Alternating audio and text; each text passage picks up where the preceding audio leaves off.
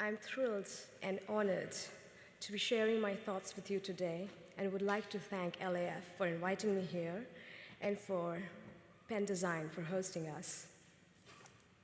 A few years ago, on a morning just as beautiful as today, I was doing field studies of the pond water system, or the talab as they're called in Hindi, in India, when I saw a group of children who were jumping into the water with great excitement, shouting with glee and delight as they splashed in the water.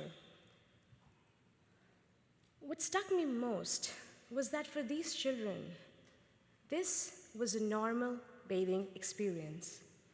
It left me with many questions. With what are we welcoming our future generations? Piles of plastic, dirty air and polluted water, life in degraded environments with mismanaged resources is a normal human experience in many parts of the world. The statistics are staggering. Of the total world population of 7.2 billion, only 1.2 billion live in developed countries. And about 6 billion live in developing countries, where for a majority, access to clean air, clean water, and efficient systems of waste disposal is a matter of daily struggle. Water, especially, is a severely contested resource in these contexts. In India, for example, over 100 million lack access to safe water. You can see the girl there, she's brushing her teeth with the water she's just fetched from one of the ponds that she lives next to. And over the course of a single day, that is by the time we'll have finished our declarations here, diarrhea will have claimed 1,600 lives in India. Where water dacoits and water mafia are a grim reality, where suicides, murders, and street fights over water are a serious issue, and where commuting back and forth from work could involve wading through chest or knee-high water, sometimes on a daily basis during the monsoons. The problems associated with water mismanagement in India point to a crisis that's only expected to get worse with the impending climate change, the urbanization, and the population growth in the region. And while many of these problems clearly fall outside the scope of landscape architects, there are many issues that can be addressed through better water landscapes. Today, we in the developed world are shocked and even resigned by reports of the air pollution in Beijing, the water crisis in India, or the food scarcity in Africa. But as we saw, conditions were not so very different in the 1950s and 60s in North America when people decried the region's filthy rivers or wore gas masks to banquets, not as fashionable as the ones we just saw from China Fashion Week in the previous slide. And I always think of how inconvenient it must have been to eat wearing those masks. But in the developing world, these issues become a matter of life or death. And in this context of contested resources, landscape architects must step in to do what we can to restore and reestablish healthy relationships between humans and their environments. I entreat all landscape architects to rise above parochial discussions, divisions, and disciplinary comfort zones to address the very real, serious issues related to water, food, waste, and air that the developing countries now grapple with.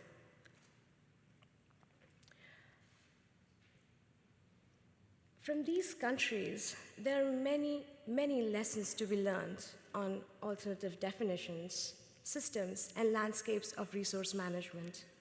There is an urgent need to understand these systems because they're rapidly being transformed and degraded as we speak.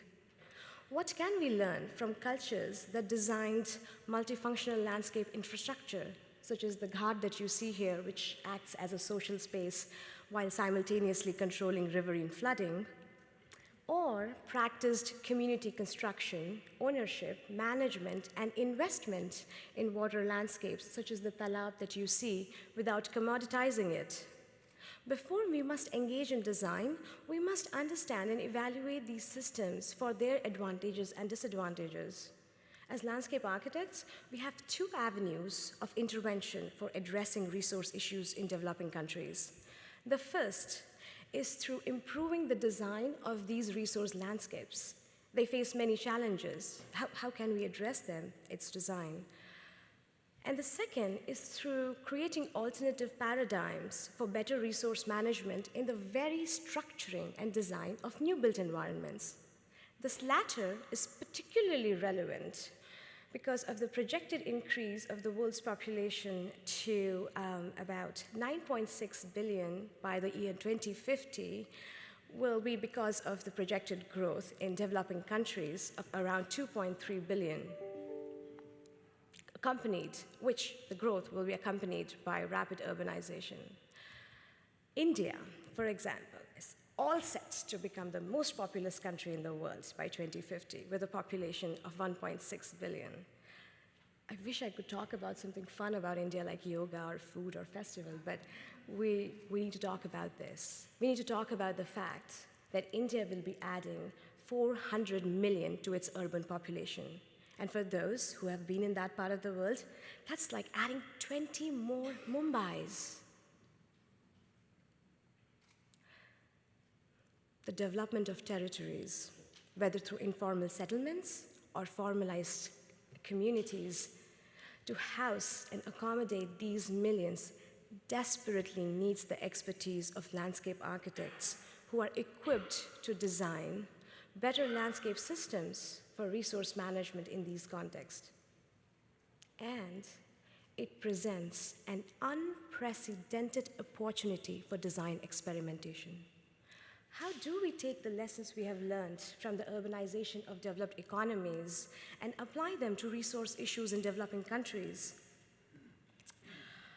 Before we think of addressing these issues, we must also think of how we are going to communicate our impact to the public, because both of these are simultaneously important. In most parts of India, when I introduce myself as a landscape architect who works on water issues and water landscapes, people have no clue what I do. They either latch on to the familiar word of architecture or categorize me in the gardening club. And that's not surprising, because there are only 800 landscape architects who serve a total population of 1.2 billion in the country, 1.25 billion in the country. And of these handful, barely any address resource issues, scarcity, or mismanagement in their work. This is such a missed opportunity for the profession. Today's landscape architecture students live in a complex, networked world. They must be prepared for a future defined by the global professional practice, to meaningfully engage in and craft the built environment of not only their own communities, but also of cultures dramatically different than their own, who deal with life-threatening issues related to food, water, air, and waste. Unfortunately, these issues often fall outside the traditional scope or the design repertoire of landscape architects, especially as seen by others. As I said, this is such a missed opportunity. We must train the future generation of landscape architects to address designs that deal with resource problems in the developing world if we are to maintain relevancy in the coming 50 years. This is such an exciting time to be a landscape architect, but only if we embrace the challenges and opportunities ahead of us. There must be an absolute crusading determination on the part of landscape architects to address design that manage resources critical to human well-being if we are to ever permanently establish and realize the maximum potential of our discipline. That's all I have to say today. Thank you.